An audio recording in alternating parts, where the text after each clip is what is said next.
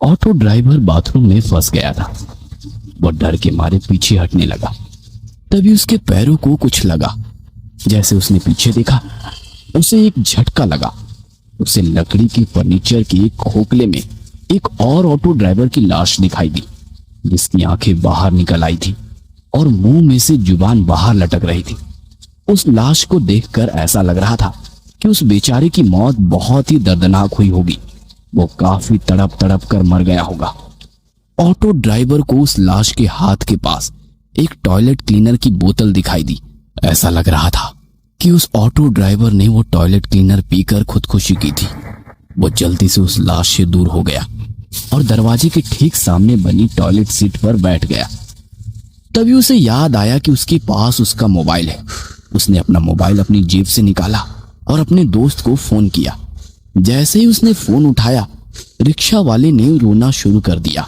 राजू, मुझे बचाओ। राजू, ये औरत मुझे मार डालेगी। ऑटो ड्राइवर फोन पर बात ही कर रहा था कि इतने में उसके हाथ से किसी ने उसका फोन छीन लिया। ऑटो ड्राइवर ने उसकी मोबाइल छीनने वाले की ओर देखा और डर के मारे उसके रोंगटे खड़े हो गए। उसे अपनी आंखों पर यकीन नहीं हो रहा था, क्योंकि उसका मोबाइल लकड़ी टेबल के नीचे पड़ी हुई लाश ने छीन लिया था।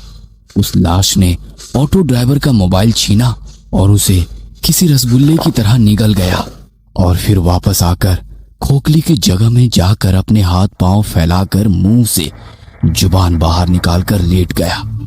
ऑटो ड्राइवर आंखें फाड़ फाड़ कर उस लाश की तरफ देख रहा था। उसने बचपन में अपने पिता से सुना था कि एक मरा हुआ आदमी फिर कभी नहीं उठता, लेकिन आज उसे एहसास हुआ कि उसके पिता गलत थे। उसके मन में ख्याल आया, क्या क्या इन्हीं जीवों को भूत कहते हैं? भूत तो वही होते हैं ना, जो मरकर भी उठते हैं, चलते हैं, रात को यहां वहां घूमते हैं। उस मुर्दे को उठते देखकर ऑटो ड्राइवर की आंखें सफेद पड़ चुकी थी।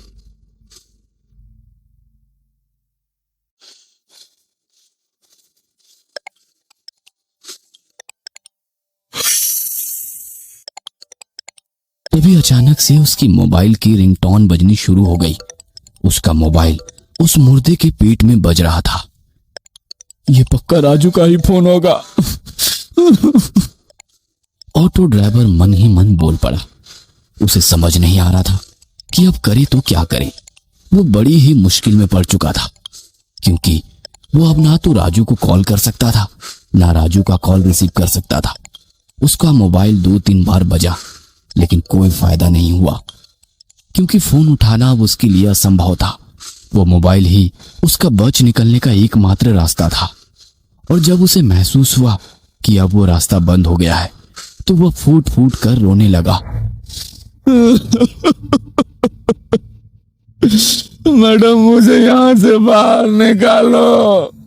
मैडम, मुझे यहाँ से बाहर निकालो। वो चीख चीख कर रोने लगा। तभी बाथरूम के बाहर से वो औरत बोली, अरे, तुम अंदर कैसे फंस गए? आपको अंदर किसने बंद किया? ऑटो ड्राइवर यह सुनकर खुश हो गया कि औरत ने उसे बाथरूम में बंद नहीं किया था। मैडम, जल्दी से बाहर से दरवाजा खोलो, किसी ने दरवाजा बाहर से बंद कर दिया है। उसने बाथरूम के बाहर खड़ी औरत से कहा। हाँ, खोलती हूँ, आप बस दरवाजे के आगे ही खड़े हो जाइए। ऐसा कहकर वो औरत वहां से चली गई। कुछ ही देर में लोहे का कांटों वाला फावड़ा लेकर आ गई। ऑटो ड्राइवर दरवाजे के आगे ही खड़ा हुआ था। क्या आप दरवाजे पर नहीं हैं? उसने रिक्शा वाले से पूछा। ऑटो ड्राइवर अंदर से दरवाजे के सामने खड़ा था। हाँ मैडम, मैं दरवाजे के सामने खड़ा हूँ, आप बस जल्दी से दरवाजा खोलिए।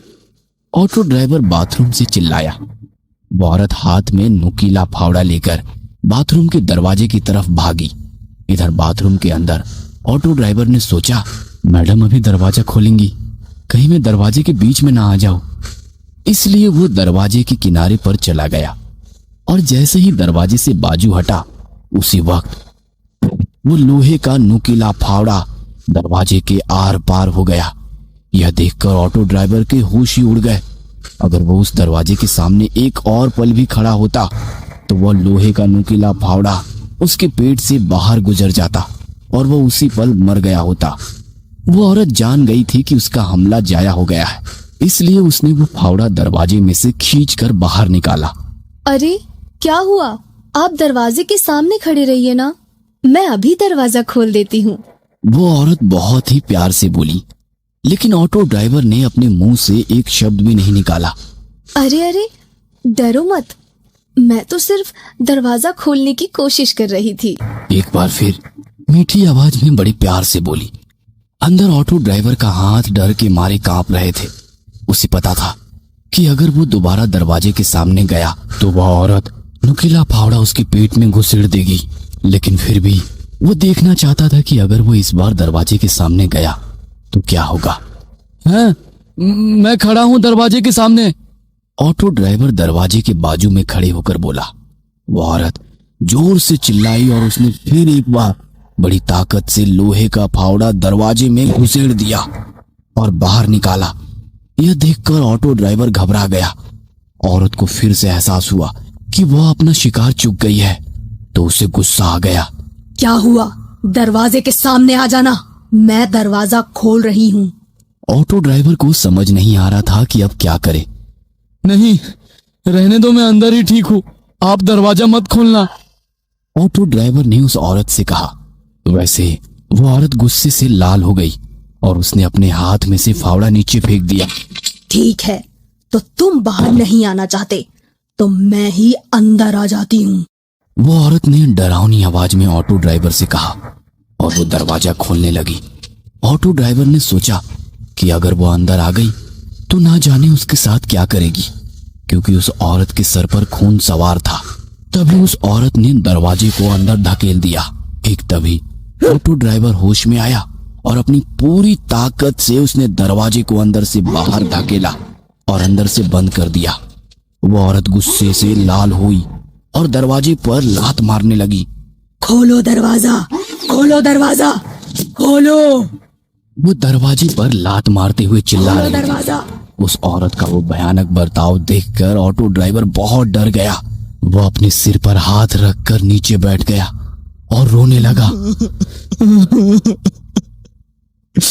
ये मैं कहाँ आकर फंस गया।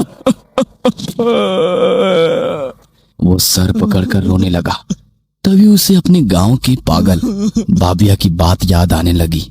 एक औरत के चक्कर में बाबिया ने अपनी खेती बाड़ी और घर बेचकर वो भिखारी बन गया था और बाद में वो पागल हो गया था। तब से वह हर आदमी को पकड़कर सिर्फ एक ही वाक्य कहता था, भाई चानात खूब वाहटा है। मतलब औरत की लत बहुत खराब है। लेकिन तभी ऑटो ड्राइवर उसे हर वक्त कहता कि वह मर्द है क्या जिसे औरत की लत ना हो। ऐसी जिंदगी से तो मौत अच्छी। और आज वह एक औरत की वजह से ही मौत के सामने खड़ा हुआ था। बाबिया सही कहता था, भाई चानात खूब वाही टस्सो। उसने खुद से ही कहा।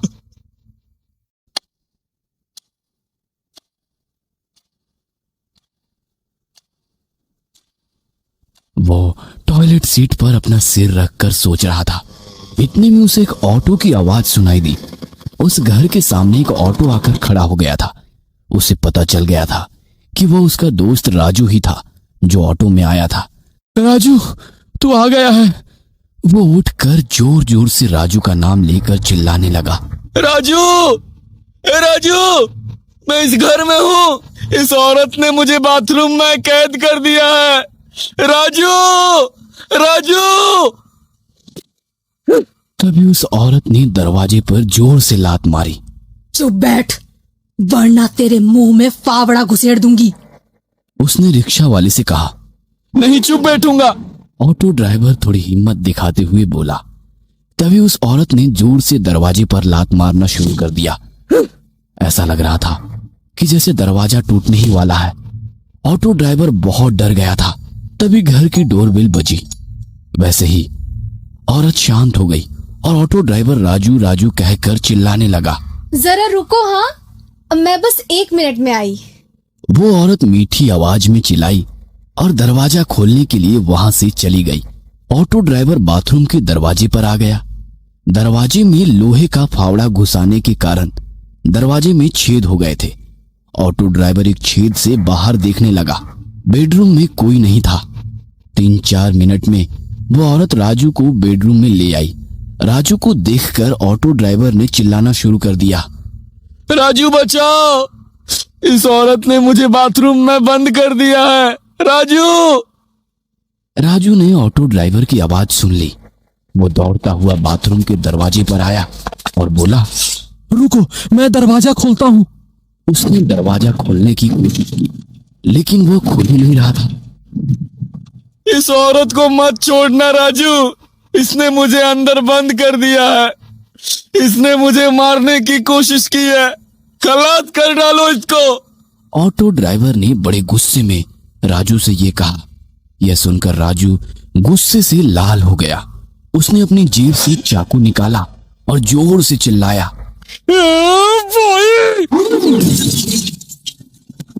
उसके सिर से खून निकलने लगा। फिर भी राजू उठने की कोशिश करने लगा। उस औरत ने पास में एक टेबल से एक शीशे का फलदान लिया और उसे छीन के राजू के सिर में जोर से पटक दिया और बोली, उप्स, तुम्हें तो लग गई। और एक डायन की तरह हंसने लगी। राजू फर्श पर खून से लथपथ था। वह दर्द से तड़प रहा था। उसके सर में टूटे हुए कांच के टुकड़े घुस गए थे। उसके सर में से सफेद फर्श पर खून बहने लगा था। यह देखकर ऑटो ड्राइवर का दिल दहल गया था। वह जोर जोर से रोने लगा और राजू का नाम लेने लगा। राजू, मेरे दोस्त। राजू ही उसके बच निकलने का आखिरी रास्ता था और वो रास्ता अब बंद हो चुका था। वो औरत राजू के बगल में बैठ गई और उसने राजू का सिर अपनी गोद में रख लिया और उसके सिर पर हाथ फेरते हुए वो लोरी गाने लगी। सो जा मेरे राजकुमार, तुम हो मेरा सारा संसार। जब से तुम मुझे मिले, मेरा जीवन हुआ खुशहाल। जीवन में मेरे रंग भरे तूने ही लाखों हजार। सो जा मेरे राजकुमार, सो जा मेरे राजकुमार। वो लोरी गा रही थी।